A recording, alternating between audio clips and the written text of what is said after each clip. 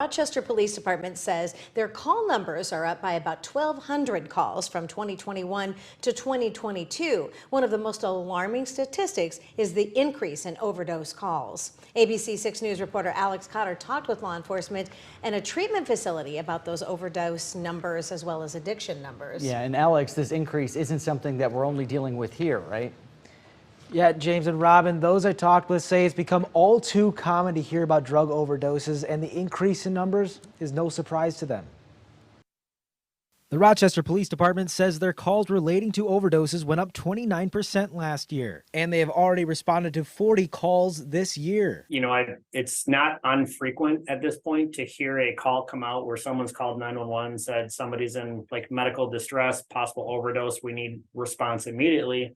Captain Parkin with the Olmsted County Sheriff's Office says looking at the county as a whole, the story is much the same. But he says now that they are dealing with overdoses more, they are more prepared to help those in need. Usually it's kind of the first one to respond, starts that immediate care. And we're seeing that the quicker we get there, the quicker that we're administering Narcan, generally the better outcome that we're getting.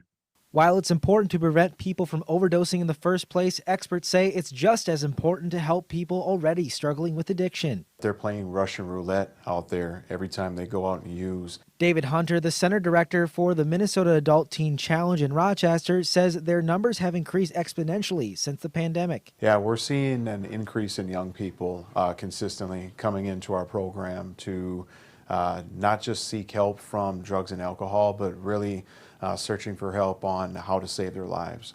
David says the men's side of the facility is full right now and the women's side is not far behind. But despite the increase in numbers, he adds, that doesn't mean there isn't any hope.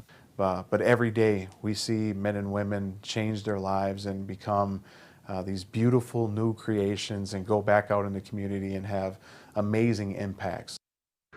To help address the increase in numbers, Olmsted County is investing $7.2 million into an outreach program for people who have survived drug overdoses. If you or anyone you know is struggling with addiction, we have a list of resources on our website at KAAL-TV.com.